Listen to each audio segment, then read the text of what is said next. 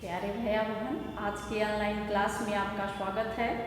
पिछले वीडियो से ही हम आप लोगों को पढ़ा रही हूँ क्रिया विशेषण। तो क्रिया विशेषण के उपभेद जो आप पढ़ रहे हैं, उसी उपभेद में यह दो बचा था जिसकी चर्चा मैंने आपको पिछले वीडियो में ही कर दी थी। यह निषेध बोधक क्रिया विशेषण, कारण बोधक क्रिया विशेषण। तो अब आइए चलते हैं, देखें कि क्या निषेध बोधक। निषेध का अर्थ बच्चों होता है रोक, किसी चीज पर रोक लग जाए, उसको रोक दिया जाए, कार्य को जहाँ रोक दिया जाए वही निषेध होता है। तो निषेध का अर्थ होता है रोक, रुकावट। और यहाँ इसको हम रुकावट भी कर सकते हैं, वट प्रत्यय अट प्रत्यय लगा के रुकावट हो जाएगा। यह जो शब्द क्रिया के होने का निषेध प्रकट करे, जो शब्द क्रिया के होने का निषेध, निषेध का अर्थ रोक से है, तो जो शब्द क्रिया के होने का निषेध या रोक प्रकट करे उसे हम यह निषेधवाचक क्रिया विशेषण कहते हैं। फिर से सुन लीजिए, जो शब्द क्रिया के होने का निषेध रोक प्रकट करे उसे हम निषेधवाचक क्रिया विशेषण कहते हैं। अब जैसे यहाँ मत बैठो, हो सकता है जमीन साफ हो, गंदा हो या कुछ करना हो, यहाँ मत बैठो। मत शब्द क्या हो गया? यह रोका जा रहा है, यहाँ मत बैठो। बैठने से नहीं, बैठना क्रिया है। यहाँ मत बैठो, यह हो गया मैं कुछ नहीं करूंगा। अब यहाँ नहीं, मैं कुछ नहीं करूंगा। जैसे कहते हैं हमेशा, मैं कुछ नहीं खाऊंगा, गुस्सा हो गया हूं, मैं कुछ नहीं खाऊंगी। तो यह क्या है? यह निषेध है, रोक है। अर्थात किसी कार्य में जब रुकावट हो, रोक हो, वही निषेध होता है, उसी को हम रोक कहते हैं।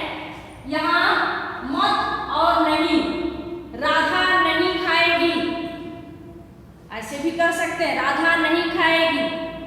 अब नहीं खाएगी, नहीं शब्द क्या कर रहा है? रोक को दिखा रहा है, रुकावट है कार्य में, क्रिया में रुकावट है। यहाँ मैं कुछ नहीं करूंगा, मैं कुछ नहीं खाऊंगा, मैं कुछ नहीं जानता, ऐसे भी तो शब्द है। तो यहाँ नहीं, मत, ऐसे शब्द जहाँ आते हैं वहाँ निषेधवाचक क्रिया विशेषण होती है। अब कारण बोधक क्रिया विशेषण, अर्थात एक वाक्य दूसरे वाक्य पर आश्रित होता है। कारण बोधक, बिना कारण का कोई कार्य बच्चों नहीं होता, बिना कारण का कोई कार्य नहीं होता, कारण कोई कार्य नहीं होता है। तो जो शब्द क्रिया के होने या करने का कारण बताए, जो शब्द क्रिया के होने या करने का कारण बताए, कारण का हमें बोध कराए, कारण का हमें ज्ञान कराए, उसे हम कारण बोधक क्रिया विशेषण कहते हैं। अब इसमें दुर्बलता के कारण वह चल नहीं सकता, दुर्बलता के कारण वह चल नहीं सकता। यहाँ कारण क्या हो गया? कारण आ गया ना, दुर्बलता, दुर्बलता के कारण, अर्थात चलने में जो अवरोध हो रहा है, जो रुकावट हो रही है, किसके कारण हो रही है? दुर्बलता के कारण। शरीर बहुत दुर्बल है, इसलिए वह जल्दी जल्दी चल नहीं पा रहा है। ठंडी ठंडी हवा चल रही थी, इसलिए वह सो गया, इसलिए यहाँ आ गया। अर्थात सोना किस पर आश्रित हो गया? यह सोना जो है यह ठंडी हवा पर आश्रित हो गया। यहाँ यह नहीं चल सकना, किस पर आश्रित हुआ? नहीं चल सकना जो है वह दुर्बलता पर आश्रित हो गया। चलने की जो असमर्थता है वह दुर्बलता पर आश्रित हो गई। और दूसरे वाक्य में यह सो जाने जो है वह किस पर आश्रित हो गया? यह आश्रित हो गया ठंडी हवा पर। भूख नहीं थी, नहीं थी। अब इसको आप निषेधवाचक में मत ले जाइएगा। भूख नहीं है, इसलिए आ गया ना, दो वाक्यों को जोड़ रहा है। नहीं खाऊंगा, नहीं खाऊंगा, नहीं खाऊंगी, तब यह क्या रहता? यह निषेधवाचक रहता। भूख नहीं थी इसलिए खाना नहीं खाई। भूख नहीं थी इसलिए शब्द आया ना। एक वाक्य पर ध्यान दीजिए बच्चों, एक वाक्य पर दूसरा वाक्य क्या हो रहा है? आश्रित हो रहा है, उसी के सहारे चल रहा है। अर्थात एक मुख्य वाक्य है, दूसरा उपवाक्य है। भूख नहीं थी इसलिए खाना नहीं खाई। अब इसलिए जोड़ा। इसी तरह से ठंडी ठंडी हवा चल रही थी इसलिए वह सो गया, या इसलिए मैं सो गई। अब फिर यहाँ इसलिए आया तो यह निषेधवाचक में नहीं जाएगा, क्योंकि यहाँ इसलिए और ऐसे शब्द आ रहे हैं। तो यह आपके संपूर्ण क्रिया विशेषण को मैंने जो 8 या 9 4 इसके मुख्य भेद थे, जिसको स्थानवाचक, कालवाचक, रीतिवाचक, परिमाणवाचक, और बाकी जो 5 है इसको मैंने 4 को पढ़ा दिया ठीक से। आपको व्यवस्थित अलग अलग कैटेगरी में रख करके उदाहरण सहित पढ़ा दिया है। नहीं समझ में आता है वीडियो को देखिए।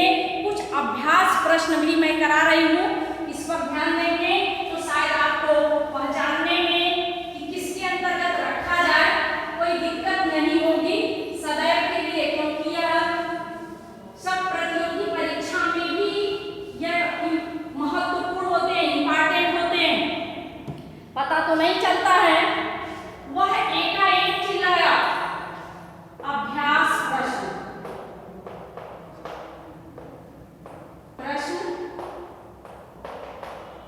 वह एकाएक चिल्लाया। नंबर 1 हो गया है। दूसरा है मैं प्रतिदिन व्यायाम करता हूँ। मैं प्रतिदिन व्यायाम करता हूँ। राधा कम बोलती है। बाहर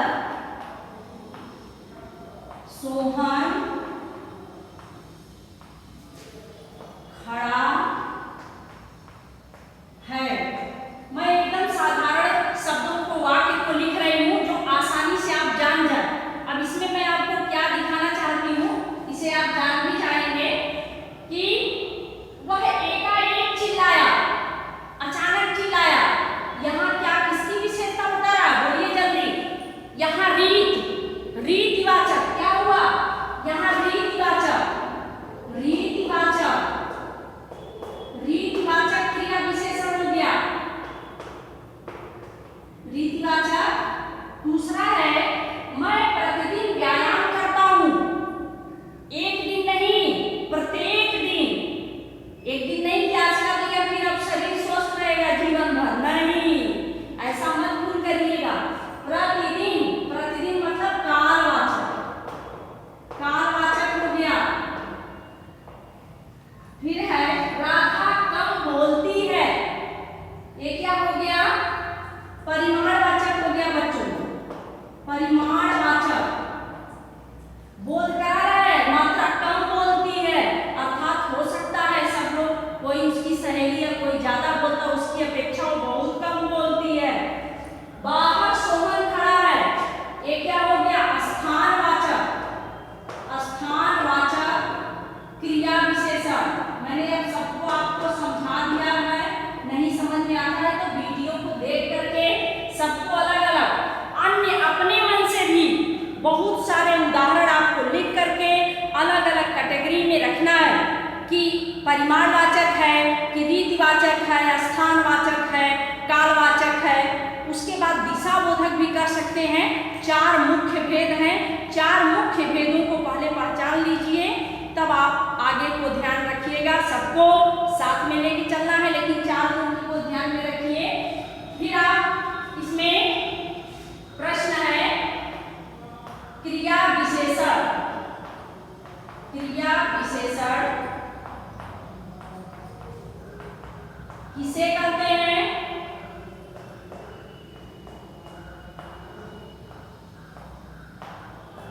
परिभाषा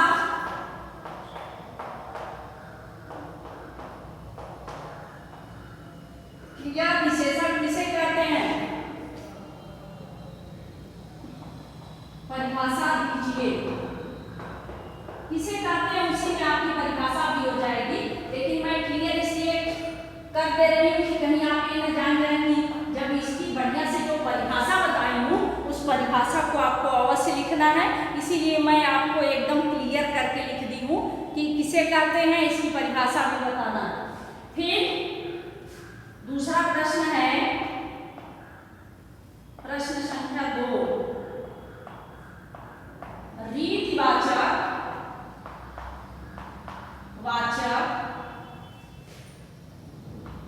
व परिमाण वाचक क्रिया विशेषण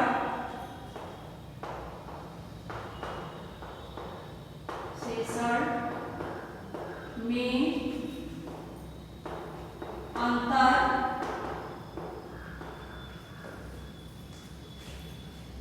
स्पष्ट कीजिए। हो गया। अब आपका कालवाचक सुन लीजिए ध्यान से। कालवाचक क्रिया विशेषण किसे कहते हैं? परिभाषा सहित उदाहरण दीजिए। यह भी लिखना है। यह सारे प्रश्नों को नोट करके मैं तो साधारण सा एग्जाम्पल दे करके आपको उदाहरण देके समझा दी हूँ। इसी तरह से आप फिर से अपनी उस व्याकरण की कॉपी में लिखेंगे, स्वच्छ और सुलेख में लिख करके, और इसे अन्य उदाहरण भी अपने स्वयं से दे करके उसको अलग अलग कैटेगरी में उसके बगल साइड में कॉपी में एक साइड में आप लिख भी देंगे कि स्थानवाचक है, कालवाचक है, जैसे मैंने लिखा है, तो आपके लिए अच्छा रहेगा, सदैव के लिए हो जाएगा, पहचानने में आपकी आसानी रहेगी। धन्यवाद। आज के लिए इतना, बस इतना ही। आपका दिन मंगलमय हो।